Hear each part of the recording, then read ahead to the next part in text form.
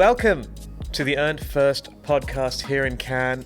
I'm here with my good friend Jim O'Leary, who is the global CEO at Penta, newly installed. Indeed. It's been a slow month, Arun. It's been a slow year. It has in been the a slow agency year. world. I feel like we've seen more change in the first 6 months of this year than maybe we'd seen in the previous 16 years or something. It's been mad. Yes, there's been a lot of change. I mean, look, you may have heard me say this before, but I think we're going to see more change in the next 5 years than we've seen in the previous 5 decades. Right, yes. And indeed. I say that without hyperbole. I say that, I think that's, pretty fair. Yeah, you gave a presentation last year at the Eco Global Summit Yeah, that was about great. this, Yeah. and you pointed to, I think, 5 different areas where everything's changing. We will talk perhaps in particular about what's changing in the agency world to begin with. You left a big job at Weber I did. Shandwick, where you were global president. You'd been there a few years, and you've gone to Penta, which is quite a different kind of animal compared to Weber Shandwick, right? It's private equity backed, created by I think 8 different agencies that have come together. Yeah. So very different from like the legacy network. Right, certainly. Of Weber Shandwick. I mean, that's why I chose to join there, right? It's So, a new model for a new era, is what I'm So what was it about that new model, new era that attracted you? Because let's be honest, not many CEOs are leaving that big a job to go to something like a Penta. Right. Well, look. So first, definitely shout out to the Titans who built Weber, Andy, Gale, and a lot of love for the team over there. I chose Penta over Weber because I truly feel like the era that we are in now, based on what clients want today, is just entirely different than the one that many of us grew up in. And so, like I said, you need a new model for a new era, right? And the legacy models just are not the same. And so, look, Penta, I'm super impressed by the people. Super impressed by the clients, and then, as you know, like the high stakes work we do for them, right? The highest of stakes. But fundamentally, I think if you look at what clients wanted in the past, you look at what clients want now. It's just different, right? And so, like, what does that mean more specifically? To get out of the clouds and to get into the actual detail. I mean, look, you and I've been doing this for a long time. Probably now for decades, I think I can safely say that I've been advising senior level clients, typically now right in the C-suite, on high stakes reputational issues. And they typically will be like either cultural or political or technological or financial, like where those areas intersect with reputation, right? And what's changed is that there's now more risk across those areas than ever before, right? A single tweet from the president, we see what can happen. A Substack post can have an impact on share price in a way that previously just wouldn't have been, possible. And, something that your employees are posting online ends up in a congressional hearing like a week later. All of these things happen in a way that, there's just more risk than there's ever been. And I think, because of the increased risk, and 3 other factors I'll talk about in a minute, it's arguably harder to be a CEO or a C-suite leader than it's ever been. Right? Why? Because you got to do what you always had to do in the past. So, you got to manage supply chain, you got to, allocate capital, you got to run the company. But in addition to that, you got to now manage all of the risk, the increased risk. And then you also have the kind of the big 3 factors that we're all dealing with in this very moment, which are, as you know, AI transformation and all the impacts of that, geopolitical tension increasing, and then what's happening to the media ecosystem. And so you kind of add all those things together, right? And it's just more difficult. And before you think that I'm going to go negative with all of this, because I'm not actually going negative. I don't see this as a negative. Some people might, but I see this as a positive for our profession. I see it as a positive for CCOs, chief corporate affairs officers, and then the leaders of firms and the firms that support them on high stakes issues, right? And so why is that? Because arguably those roles are more important to the success or failures of companies than they've ever been because of that increased risk, because of those increased challenge, right?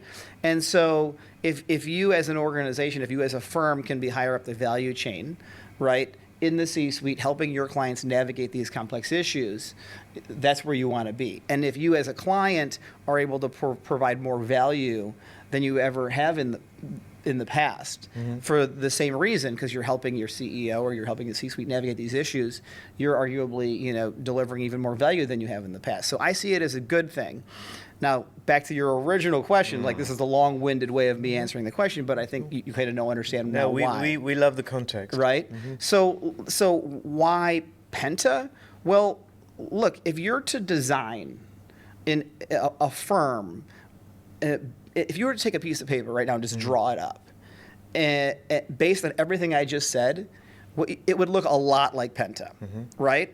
And so what does that mean specifically? It means senior level advisors who have decades of experience in a couple areas, right? So either industry sectors, like if you're a healthcare company, you want a senior level advisor who knows the healthcare space, not the food and beverage space. So healthcare or technology or energy or defense or, often kind of highly regulated sectors, right? You want that. Yeah. That's number one. Number two, you want experts that have been through the really tricky situations in the past. Restructure, M&A, regulatory issues, activism, defense. You kind of go down the list, right? That's what you want. And then in addition to those things, you want the most sophisticated intelligence platform powering all of that, right? Tools, tech, data, and AI. And you want all of the work that is done to be done powered by that so that it's increasingly more sophisticated, scalable, moving at the speed of real time. And that's what Penta is, right? So when I look at where the future is going and when I look at where the clients are going, that is why I joined Penta. Yeah, okay. Now let's talk a little bit more about CCOs in a moment, because I think it's very interesting the way you've described the forces that are, in a way, I think, elevating perhaps their influence in that function. But just to stay on the topic of agencies for a moment, where does all of this leave the big agencies? Because we're seeing a lot of consolidation. We're seeing the holding groups, going through a lot of change, a lot of disruption. What's the model for them, do you think? I wish them the best. I would encourage them and all agencies to focus on what their clients want. Right. And rather than? You can answer that. Okay. But focus on what your clients want. Change alongside or ahead of them to meet the needs that they're going to have tomorrow, or at least today, versus those of decades past. And I think that the firms that do that successfully are going to be the ones that succeed in the future. Okay, very diplomatic, but that's fine. I understand.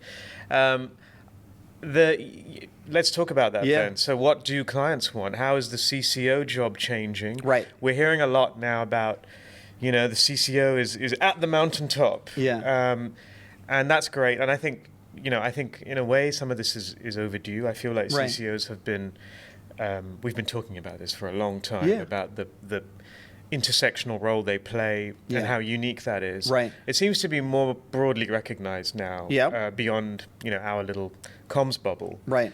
Are you seeing that as well? And how are you seeing CCO needs changing in terms of what they want from agencies? Yeah, so I definitely feel like the role of the CCO is more important than it's ever been because of the issues that we talked about, or that I was talking about earlier. I see more chief corporate affairs officers than there have ever been. Right? I think it's like more than 25% of the Fortune 100 now have a chief corporate affairs officer, which typically is inclusive of the CCO or the comms function alongside maybe government affairs, public affairs, sustainability, some others. So I think that's a good signal, right? I also think that the confidence gap that previously existed in between maybe a CEO and the ability of the team to help the CEO navigate all the complex issues we've talked about has closed, right? There was a bit of a confidence gap that had been found a couple of years ago, and that's closed. And so I think that's all a good sign for the CCO and the Chief Corporate Affairs Officer. I think that in a world where, again, even if you just look at like the big three, right, that we talked about, of this moment, the big three being AI transformation, increased geopolitical risk, and the changing media environment.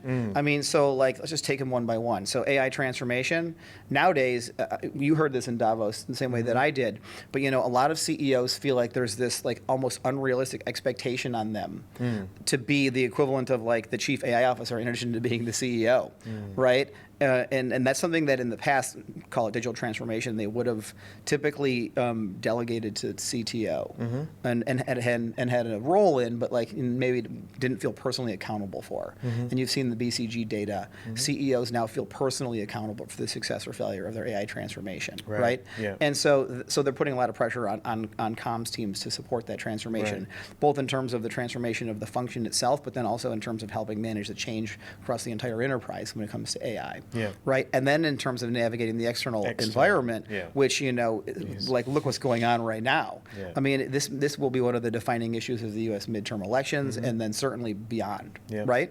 So that's AI transformation. Second, the geopolitical risk. I mean, there is increasingly this feeling among CEOs, again, going back to the CEOs, that we heard this in Davos too, that there's an expectation that they're almost like geopolitical actors, right? Like the role that in the past would have been reserved for like a head of state or something, right? And Jamie Dimon effectively is playing a role that in the past might have been reserved for head of state, as are others. So role for comms in that as well, right? Comms helping the CEOs navigate this kind of new role, a role that many CEOs were not trained for, and a role that many heads of government affairs and public affairs actually are probably more expert in than anyone in the organization. And then just what's happening with the media, right? And that, of course, is more squarely in our sweet spot than anything. Yeah. And so if the big three trends are things that we have the ability to make a broader impact across the C-suite as communications leaders, that's good news for us. And then that trickles down into the work itself, right? So the work itself is much of what it has been in the past. But then in addition to that, it's kind of like helping in these new areas that are just so squarely aligned with the success or failure of a CEO or a corporation, that I think that's why we're seeing the role increase in importance. I mean, in a way, I guess it's and we have talked about this before, but it feels like the CCO agenda is now very much aligned with the broader business agenda. That's right. And you kind of wonder why it wasn't in the past historically. I think there was a time, and this is a while ago now, but there was a time where the role was not just a support function, but it was almost a reporting function. Yeah, right. Right? So it was like there were like reporting obligations, financial reporting obligations that the communications team helped fulfill via earnings and press releases. The calendar. ESG or even compliance. Compliance. And so now it's been a while since the comms function was that. Yeah, but it's been a journey, I guess. But it's been a bit of a journey. Yeah. And we had a conversation yesterday with a very interesting group of CCOs about AI. Yep. And I will say I'm always a little bit surprised at the diversity of experiences when it comes to AI on the in-house side. Yes. There are some functions that are doing a lot. Yes. There are many that are not. Yes. Does that surprise you? I was equally surprised yesterday by the delta. There were clearly some people who were much further along in their AI transformation journey than others. And that is reflective of the conversations that I have typically with heads of communications across corporations, where some will be diving headfirst into their AI transformation. They'll be leading, and then others will not be anywhere close to that. And I guess that's probably just reflective in general of kind of like the state of enterprise AI transformation amongst more corporations, right? Where the delta between some and others is pretty massive. Yeah. I mean, it's something to keep an eye on, I think, because I think sometimes we can overestimate We can. how much is Yeah. actually happening. Yeah. On the agency side, however, Yeah. there's no dearth of AI transformation stories. All of the You actually just said the magic word, which is stories. So I think on the agency side, there's an even bigger delta Okay. between AI transformation results, Mm-hmm. but the stories are where everyone has a good one, Are right? you suggesting these stories are not authentic? Right. I think that a lot of agencies have gotten good at marketing AI, but very few agencies are good at actually That's the Arthur implementing Sadoun AI. line, right? He Oh, just yeah. came out with the video about Right. that. Agencies need to stop making AI promises. Yeah, it was actually quite a humorous It video. was, I thought yeah, it was and good. I think there was perhaps some truth to it. Yeah. But how is, I guess the question then for you, of course, is how is Yeah. Penta different? Because Yeah. we hear, I hear, you hear Yeah. from all of the agencies, especially the bigger ones, Right. about their Yeah. kind of the AI models that they have Yeah. and the platforms that they're Yeah. deploying. Yeah. What do you think gives Penta an advantage, especially when there are some people I speak to Right. at the bigger groups who will, they are convinced that Yeah. without enough investment, Yeah. you can't make that AI Yeah. transformation. Well, I definitely agree that without the investment, you can't make the AI transformation. Mm-hmm. I think most of the bigger groups are investing in the AI transformation of the advertising side of their Right. business and the marketing side of their business, and oftentimes at the expense of the PR side. Okay. I would say, look, the best way to measure this is to just look at how much of the agency or firm you're talking about's revenue comes from that, right? And so, like at Penta, for example, half of our business is an intelligence business, right? Half of our company is a tech company, Yeah. right? So we have an advisory side and we have an intelligence side, right? And our intelligence side is inclusive of, all of the work that we do around, sophisticated versions of monitoring and insights and predictive and, right, and all of that. But then there's also our platform and there's also our product team. And we have a dev team. We have our own, essentially agentic operating system, and it's designed to power the work that the advisory team is doing. Yeah. And sometimes our clients will hire us just for a global active intelligence system that Right. we build for them. Right. Products. Yeah, I mean we're doing that right now for a leading, a leading.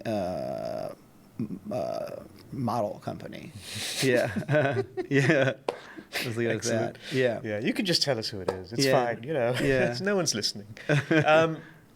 Okay, so on Penta also, Yeah. I think the other thing that really interests me about Penta is you have come in, I guess, after the painful bit of, getting 8 agencies Right. and sort of turning them into more of a cohesive, making the whole greater than the sum of the parts, which is not easy. It's never easy, right? Right. In the agency world.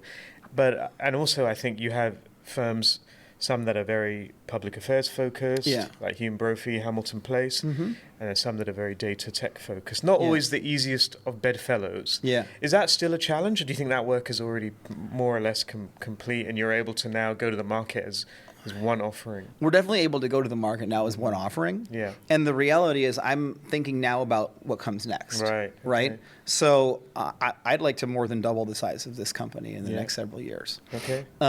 And so, the work that has been done in the past by Matt and the team, and hats off to them for doing that as successfully as they did. I think that has built a nice foundation upon which we're going to build. But, where we're going to go now is we're going to build.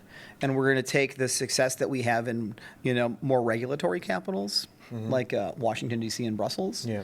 And we're going to build equal level of firepower in capital markets like New York and London. Right. And in the same way that the capability that we have in Washington and Brussels, which, as you would expect, is more public affairs and orientation, more policymaker in focus, we're going to build capability in New York and London that's more financial in focus, and more activism, defense, and M&A communications, special situations, or in orientation. More focus, of course, on the investor and the investment community. Yeah. Which makes a lot of sense. How are you going to build it? Obviously, there's private equity ownership from Shamrock. Yeah. Will it be acquisition driven? Will it be organic? What are you thinking? Yeah, it'll be both. So Shamrock's great. It's been great to get to know them, and they're very aligned with the ambition. I think you'll see some hires from us, in the near future that reflect a focus on bringing in some senior level partners. And then we're of course considering M&A activity as well.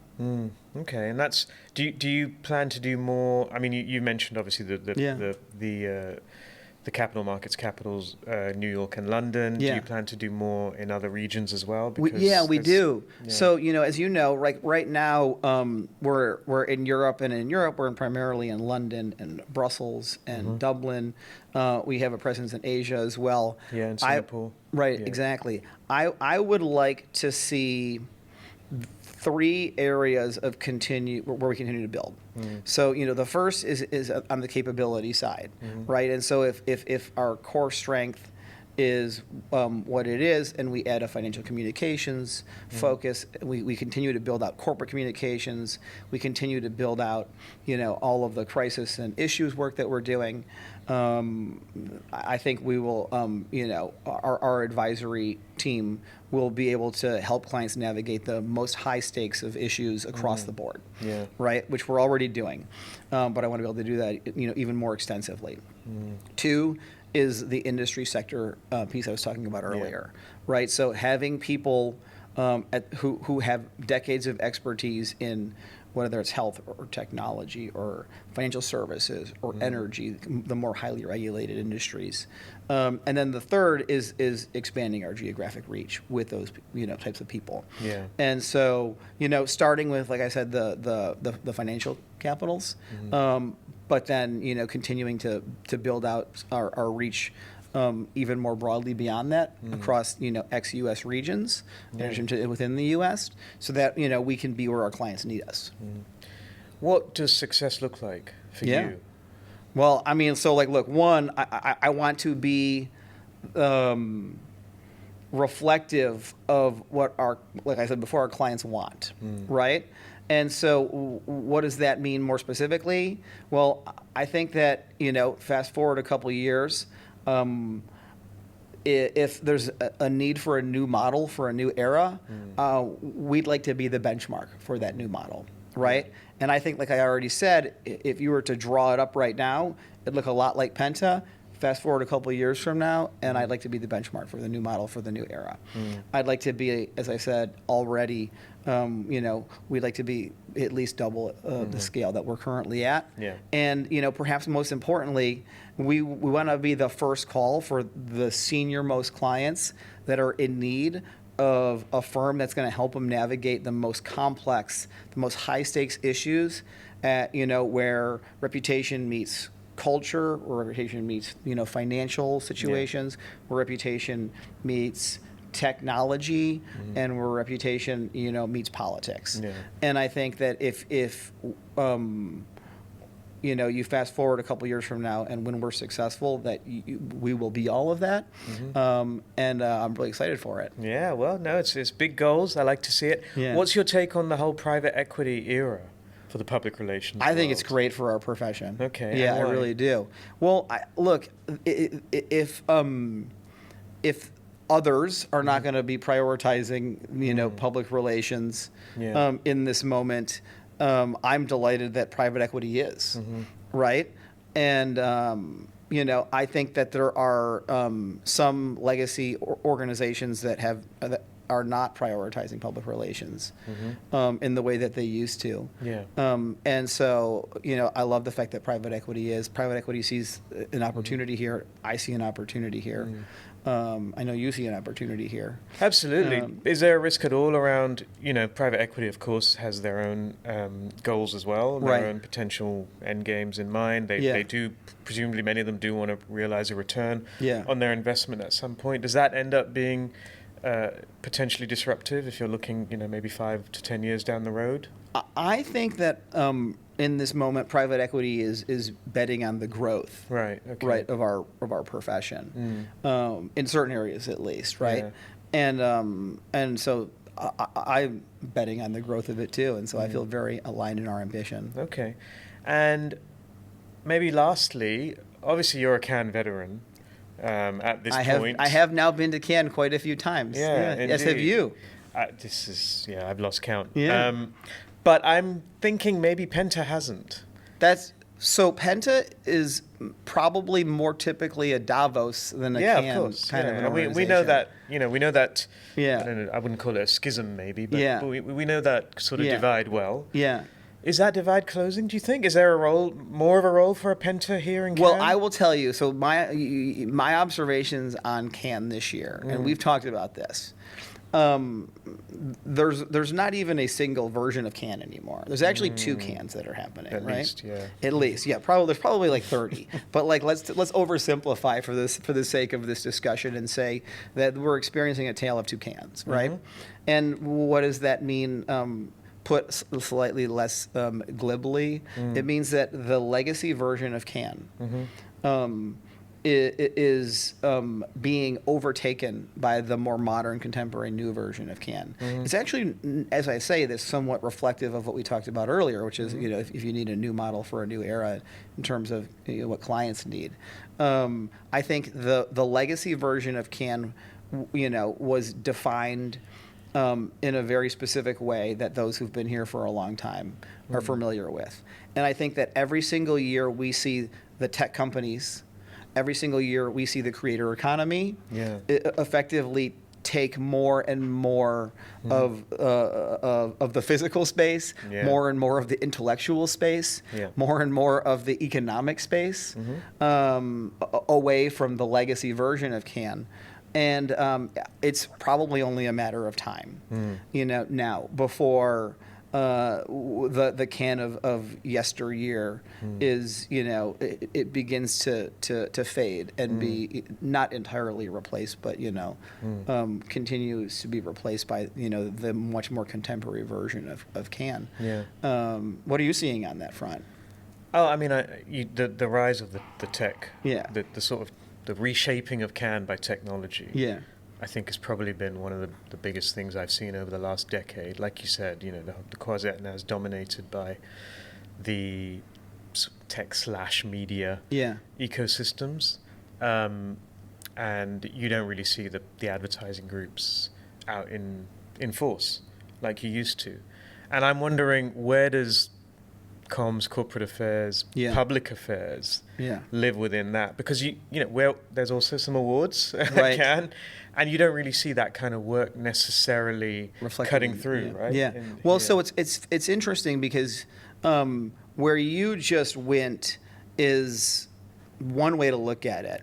Where I look at it is if half of Penta is a tech company, right? So of course, that's why I'm here. That's why we're here. And that's a good point. I would say that for those firms, if you are if you're evolving or building or reshaping your organization for what clients want now or tomorrow, there's a reason for you to be here. Right? If you're just clinging to something, from the past, I think that is not a winning strategy. It's a good point, because as you say, half of Penta is tech business. There's not many comms firms that can say that. Right. I don't think. It hasn't always been the most tech fluent of agency sectors. That's right. Right. That's right. And it takes investment. And that's changing, by the way. Right. Okay. We're seeing more. As you and I saw yesterday when we had our discussion, there were people who are part of it that are from legitimate tech companies that are designed specifically for our profession. I'm going to be doing a discussion here shortly with my friends from another media property and some friends from other large global corporations, and we're going to be talking about, both the transformation of media to be much more tech-enabled and AI native, in addition to firms like Penta that are more tech-enabled and AI native. I think they're on different stages of that transformation. I think that your media property reflects kind of the new model, right? And absolutely. You're doing that very intentionally. But also I mean, yes, we're very, we could not have done this Yeah. without the changes in technology. Right. But equally, that human aspect is so important, right? Oh, I yeah, think of course. We can't lose sight of it. Yeah, well, and so, I think that it doesn't work without, you need both. You need the relationships. Yeah, yeah. So, like when someone says to me that, and I don't hear this all that often, but if someone were to say to me that, our profession is going to be in a bad place because it's going to be entirely replaced by AI, I don't believe that. Yeah. Right? I believe that, there's value in judgment and experience and relationships and, instinct and all of those things that creativity, Yeah. all those things that, make us uniquely human. Perhaps even more value now. Yeah. Well, certainly more value there, right? In a world where the things that are more routine tasks or specialty skills that can be automated. Yeah. So the things that I just mentioned would actually increase in value as a result of the others being more commoditized in time. Yeah. Yeah. Okay. It's a new day. Oh, absolutely. I'm loving it. I think Me you too. are too. I'm loving it too. Good. Well, Jim, no doubt you've got much more on today, this week. Thank you so much for joining the podcast. Take care. It is always a pleasure, Arun. Stay out of trouble. Thank you. Big shout to Jim O'Leary. A big thank you to Penta Group. And a big thank you to our production partners at Real Films. All right. Take care.